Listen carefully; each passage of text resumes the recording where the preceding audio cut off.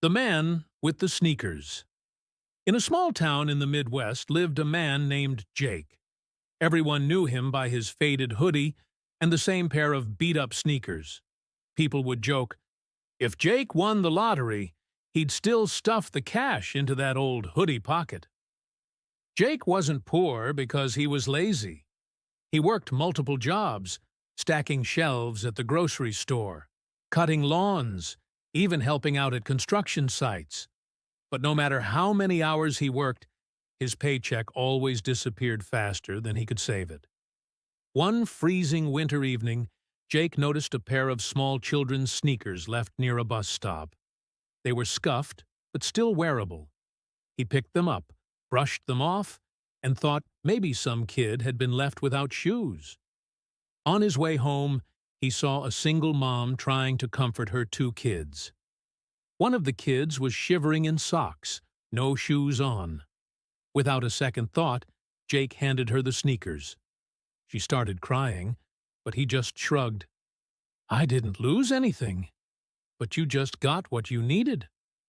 A few days later, a brutal storm ripped through town, tearing shingles off roofs and knocking down fences. Jake's rental was the smallest and draftiest house on the block, yet he was the first one outside, helping neighbors patch roofs, clear debris, and even handing out the last of his canned food. For the first time, people looked at him with respect. The man with the least was giving the most. Weeks later, a successful business owner came to town looking for workers for his new warehouse. He asked around, "Who's the most reliable guy here?" Everyone pointed to Jake. "He doesn't have much, but there's no one more hardworking or more decent." The owner offered Jake a job with pay higher than he had ever seen. At first, Jake hesitated, but his neighbors insisted, "You deserve this chance. We'll be fine." In the city, Jake's life finally turned around.